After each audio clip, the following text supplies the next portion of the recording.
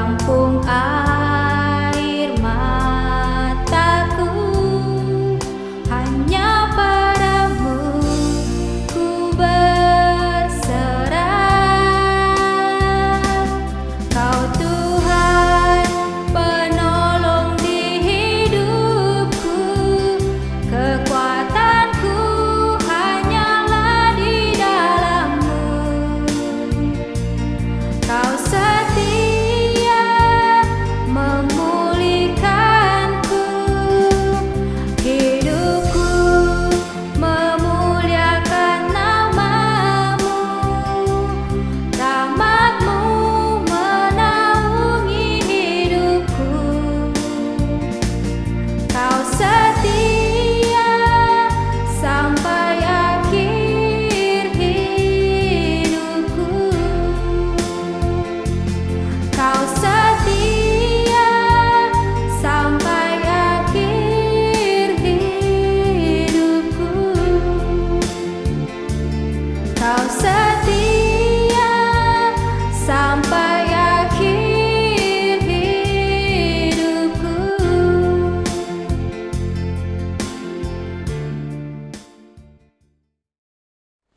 Salam saudaraku. Kalau kita menghadapi hidup ini maka pastilah banyak tantangan, banyak masalah, banyak persoalan, banyak pergumulan. Tetapi kekasih Tuhan yang mau saya sampaikan hari ini adalah bagaimana kita menghadapi persoalan itu. Bagaimana kita menghadapi yang namanya kesusahan itu. Sudah barang tentu bahwa dalam kehidupan sehari-hari, baik dalam pekerjaan, baik di dalam usaha, baik dalam keluarga ada masalah. Tetapi hari ini kita akan belajar apa yang firman Tuhan katakan. Tuhan mengingatkan kita. Banyak orang yang tawar hati pada waktu mereka menghadapi kesesakan. Dan apa yang terjadi? Ketika seseorang menghadapi yang namanya kesesakan, maka dia akan menjadi banyak persoalan, banyak pergumulan. Tetapi kekasih Tuhan, bagaimana caranya kita menghadapi tantangan itu? Bagaimana caranya kita menghadapi persoalan pergumulan itu? Dan apa yang firman Tuhan katakan? Kalau kita lihat di dalam Amsal pasal yang ke-24 ayat 10. Jika engkau tawar hati pada masa kesesakan, kecillah kekuatan. Sekali lagi. Jika engkau tawar hati pada masa kesesakan, kecillah kekuatan. Dan apa yang kita perlu pelajari dari kebenaran firman Tuhan ini? Jika engkau, jika saya, jika saudara tawar hati dalam menghadapi kesesakan, maka Alkitab mengatakan kecillah kekuatan. Dan apa yang terjadi kalau seandainya sudah kecil kekuatan kita gara-gara tawar hati ini? Maka kita tidak bisa melewati persoalan, pergumulan, masalah karena kita tawar hati. Jadi pada waktu kita tawar hati maka Alkitab melaporkan kecil kekuatan kita. Nah, perhatikan baik-baik. Nah, kekasih Tuhan, sering sekali orang memandang persoalannya itu lebih besar daripada kuasa Tuhan yang ada dalam diri dia. Dan apa yang terjadi ketika Anda menghadapi atau memikirkan bahwa persoalan itu lebih besar daripada apa yang Tuhan sudah berikan bagi Anda, maka itu muncullah pikiran-pikiran negatif, maka muncullah sikap yang negatif terhadap persoalan, terhadap pergumulan itu. Masalah boleh ada, kesesakan boleh ada, pergumulan boleh ada. Karena Tuhan berjanji tidak akan pernah Dia memberikan hanya yang enak saja. Ada persoalan, ada pergumulan. Bahkan ada satu pujian berkata begini, tak pernah Dia janji hanya akan panas. Tak pernah Dia janji hanya ada hujan. Namun Dia janjikan memberi kekuatan bila badai ganas melandamu. Ujian ini mengingatkan kita bahwa tidak selamanya dalam hidup ini enak saja, lancar-lancar saja. Tapi ada kalanya bahwa di dalam kehidupan kita ada persoalan, ada pergumulan. Itu boleh ada dalam hidup kita. Tetapi yang paling penting adalah bagaimana kita menghadapi yang namanya kesesakan itu. Jangan tawar hati. Jangan tawar hati. Karena pada waktu kita tawar hati, maka Alkitab melaporkan kecillah kekuatan kita. Anda bisa bayangkan kalau kekuatan Anda sudah kecil, maka yang tadinya masalah kecil nggak bisa lagi dilalui, nggak bisa lagi dilewati, nggak bisa lagi diselesaikan. Karena apa? Kecillah kekuatan Anda. Nah, oleh karena itu, kekasih Tuhan, pada waktu Anda menghadapi persoalan, pada waktu Anda menghadapi yang namanya kesesakan, jangan tawar hati. Jangan tawar hati. Mungkin selama ini Anda hanya tahu roti tawar. Hanya tahu yang namanya teh tawar. Tetapi hari ini saya mau sampaikan kebenaran firman Tuhan bahwa jangan tawar hati pada waktu Anda menghadapi kesesakan.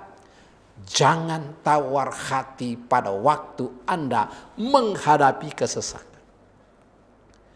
Nah, kalau kita melihat apa yang terjadi pada 12 pengintai, pada waktu mereka mengintai tanah Kanaan, di situ kita belajar bahwa ada 2 orang yang pola pikirnya begitu mantap, yaitu Yosua dan Kaleb. Mereka itu memandang persoalan dia adalah persoalan yang kecil, sekalipun memang masalah itu besar, sekalipun masalah itu berat sepertinya.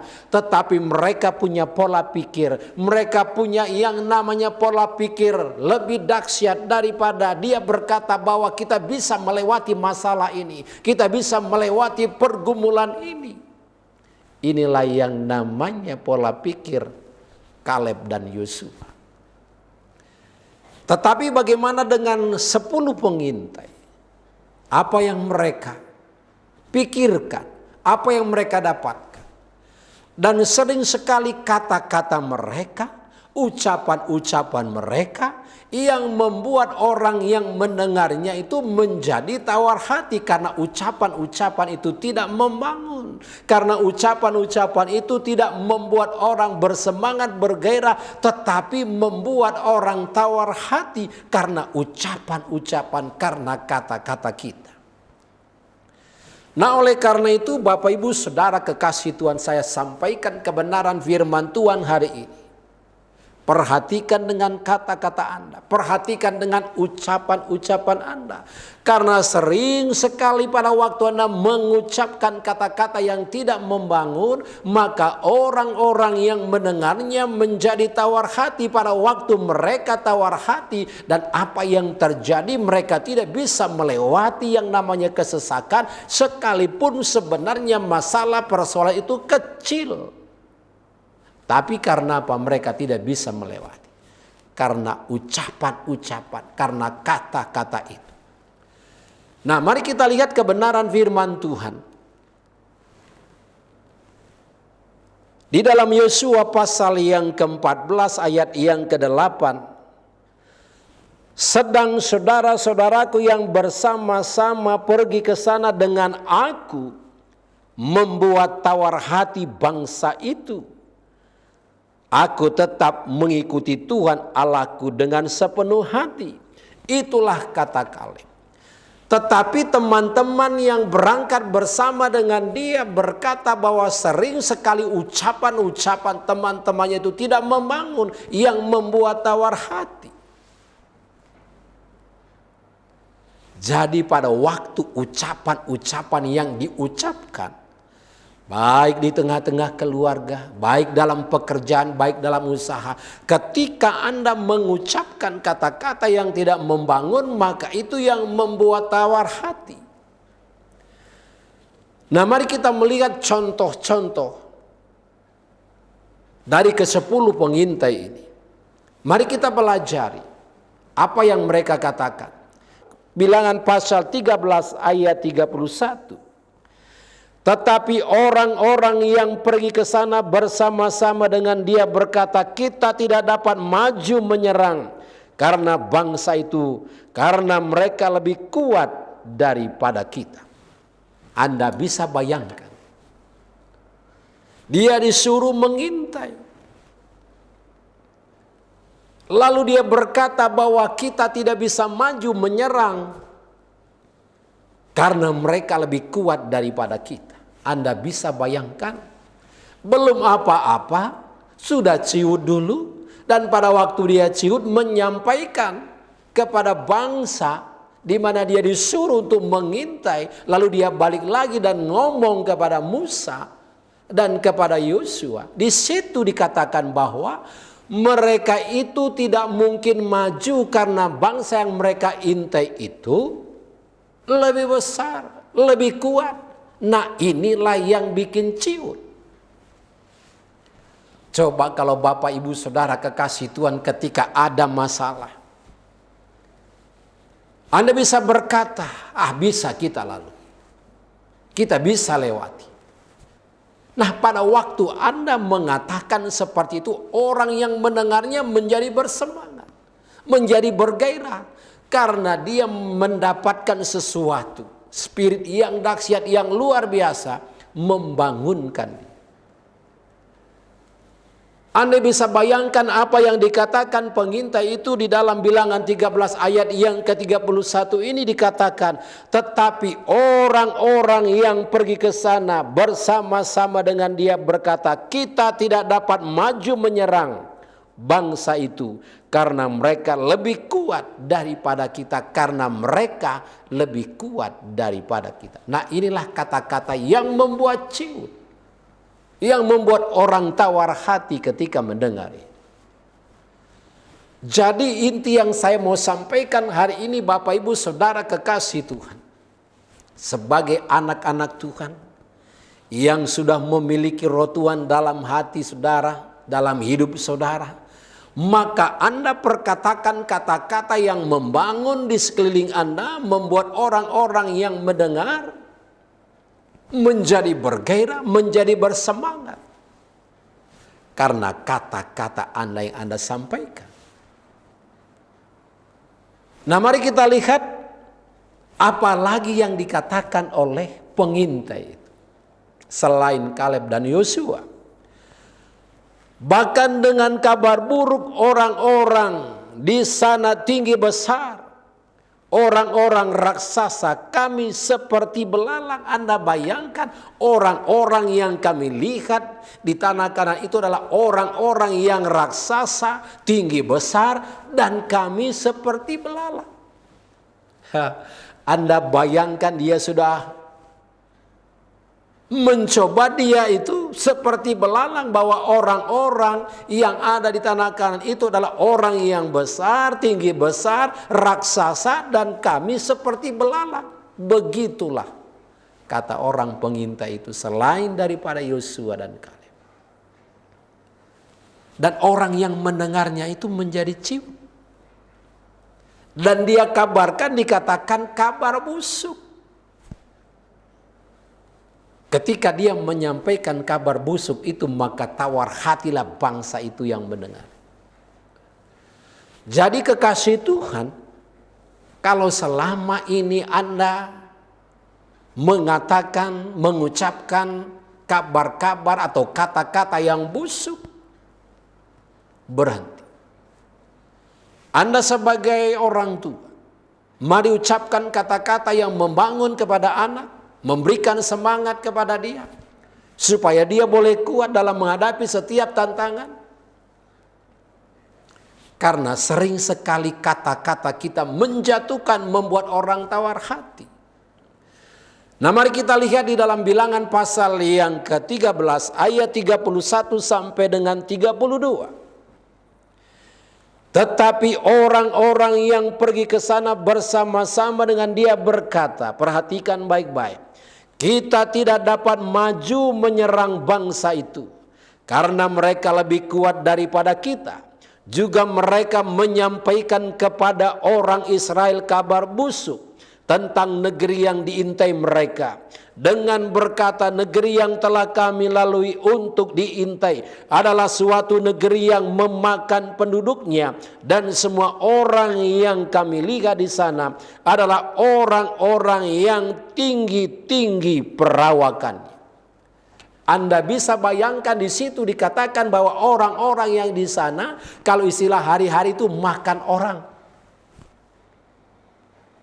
Tinggi-tinggi perawakannya, besar. Jadi kita nggak mungkin ke sana, kita pasti kalah deh. Udah.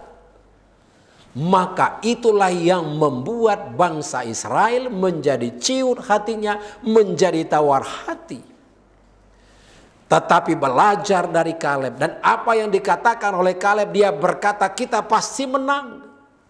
Nah, sebagai anak-anak Tuhan, saya mau kasih tahu Bapak Ibu Saudara kekasih Tuhan, belajar dalam saat-saat di mana ada persoalan, di mana-mana ada pergumulan, ada tantangan, ada kesesakan, Anda tampil sebagai pemenang dan Anda boleh berkata bahwa segala perkara dapat saya tanggung di dalam Tuhan yang memberikan kekuatan kepada saya. Filipi 4 ayat yang ke-13. Pada waktu Anda mengucapkan kata-kata itu, maka kata-kata itu akan membangun orang-orang yang mendengarnya. Nah, jadi kekasih Tuhan, bagaimana caranya supaya kita tidak tawar hati dalam menghadapi masalah, dalam menghadapi situasi, dalam menghadapi yang namanya kesesakan?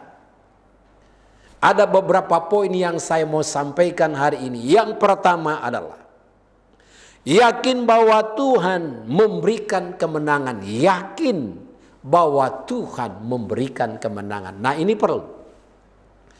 Bagaimana kita bisa menghadapi masalah itu? Bagaimana kita bisa menghadapi kesesakan itu? Yakin bahwa Tuhan memberikan kemenangan. Harus yakin, jangan ragu-ragu. Yakin bahwa Tuhan bisa memberikan atau pasti memberikan kemenangan. Nah, mari kita lihat di dalam Bilangan pasal yang ke-13 ayat 30. Kemudian Kaleb mencoba menenteramkan hati bangsa itu di hadapan Musa, katanya, tidak, kita akan maju dan menduduki negeri itu, sebab kita pasti akan mengalahkannya. Anda perhatikan yang namanya Kaleb adalah Kaleb yang tadinya bersama-sama mengintai dengan yang lainnya. Maka dia berkata, dia tampil berkata, menenteramkan bangsa itu. Menenteramkan bangsa itu, kita pasti menang.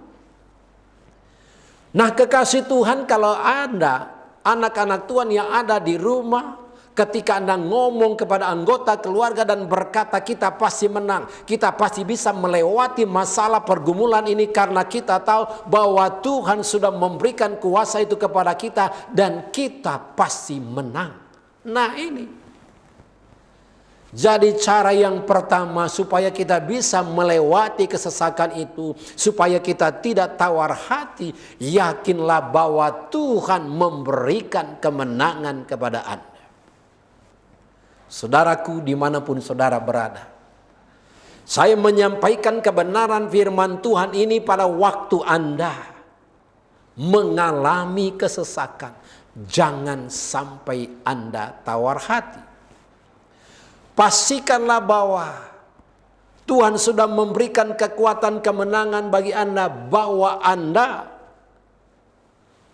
pasti menang. Nah, ini perlu, pasti menang. Di dalam Tuhan selalu ada kepastian. Itu yang pertama. Lalu yang kedua, di situ dikatakan bahwa jangan kecut dan tawar hati karena Tuhan yang menyertai. Jangan kecut dan tawar hati karena Tuhan yang menyertai. Jadi yang kedua, bagaimana solusinya supaya kita tidak tawar hati di dalam menghadapi yang namanya kesesakan. Yakinkan dalam diri kita bahwa Tuhan menyertai. Kalau Tuhan yang menyertai, kemanapun saudara pergi, bahwa Tuhan yang menyertai, itulah sebabnya maka dikatakan jangan kecut dan tawar hati. Karena apa? Karena Tuhan yang menyertai. Kalau Tuhan yang menyertai, apa yang tidak mungkin menjadi mungkin. Kalau Tuhan yang menyertai, ada jalan buntu dibukakan jalan. Kalau Tuhan yang menyertai, secara akal budi, secara pemandangan kita, secara pemikiran kita, tidak mungkin. Tetapi kalau Tuhan yang menyertai, maka Tuhan selalu membuat mujizat. Bahkan sampai hari ini pun Tuhan masih memberikan mujizat, karena kita percaya bahwa Tuhan yang kita sembah adalah Tuhan yang senantiasa memberikan pertolongan. Kalau Dia menyertai, maka Dia pasti memberikan kemenangan. Oleh karena itu jangan ciut dan tawar hati. Adakah di antara saudara yang mengalami keterpurukan hari ini? Mungkin dalam pekerjaan, mungkin dalam usaha, dalam keluarga. Atau sepertinya Anda sudah kelilit utang, ada masalah pergumulan. Saya mau sampaikan kebenaran firman Tuhan hari ini, bahwa kalau Tuhan yang menyertai, maka Tuhan akan membuat sesuatu. Kalau Tuhan membuat sesuatu mujizat, maka percayalah bahwa Tuhan kita adalah Tuhan yang hidup, yang bisa diajak ngobrol, yang bisa diajak curhat, dan Dia akan memberikan pertolongan tepat pada waktu. Indah pada waktunya. Jadi kekasih Tuhan, jangan pernah kecut dan tawar hati karena Tuhan yang menyertai. Lalu yang berikut apa yang saya mau sampaikan. Ayat firman Tuhan di dalam Yosua pasal 1 ayat 9 berkata begini. Bukankah telah kuperintahkan kepadamu, kuatkan dan teguhkanlah hatimu. Janganlah kecut dan tawar hati, sebab Tuhan Allahmu menyertai engkau kemanapun engkau pergi. Jadi firman Tuhan ini mengingatkan kita, membuat kita bersemangat, membuat kita bergairah, bahwa kemanapun kita pergi, bahwa Tuhan yang menyertai. Kalau Tuhan yang menyertai, maka Dia akan memberikan kemenangan lepas kemenangan. Dan kita akan masuk dalam kemuliaan demi kemuliaan, karena penyertaan Tuhan itu sempurna. Penyertaan Tuhan itu sempurna. Manusia terbatas menyertai kita, teman terbatas, tetapi penyertaan itu sempurna, dan Tuhan itu tidak terbatas. Itu yang kedua. Lalu yang ketiga, mari kita lihat apa yang harus kita lakukan pada waktu kita menghadapi kesesakan supaya kita tidak tawar hati. Yang ketiga adalah semangat, bersemangat. Tahukah saudara, pada waktu Anda bersemangat, maka Anda bisa melalui yang namanya kesesakan. Pada waktu Anda bersemangat, maka yang namanya pergumulan persoalan Anda bisa lewati karena Anda bersemangat. Mari kita lihat firman Tuhan di dalam Amsal pasal yang ke-18 ayat 14 berkata, orang yang bersemangat dapat menanggung penderitaannya, tetapi siapa akan memulihkan semangat yang patah? Orang yang bersemangat dapat menanggung penderitaannya. Jadi kekasih Tuhan, yang ketiga saya mau sampaikan hari ini adalah, pada waktu Anda bersemangat, Anda bisa menanggung penderitaan Anda. Apa penderitaan Anda? Sakit penyakit kah?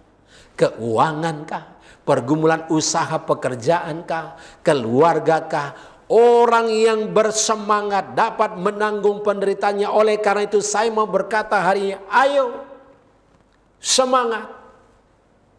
Di mana semangatmu yang dulu? Kenapa sudah ciut? Kenapa sudah tawar hati? Nah, saya mau sampaikan kebenaran firman Tuhan hari ini. Orang yang bersemangat dapat menanggung penderitaannya, dapat menanggung penderitaan. Jadi tergantung sekarang pilihan Anda. Anda mau maju? Anda bisa melewati yang namanya persoalan pergumulan. Karena Tuhan tidak pernah membiarkan Anda seorang diri.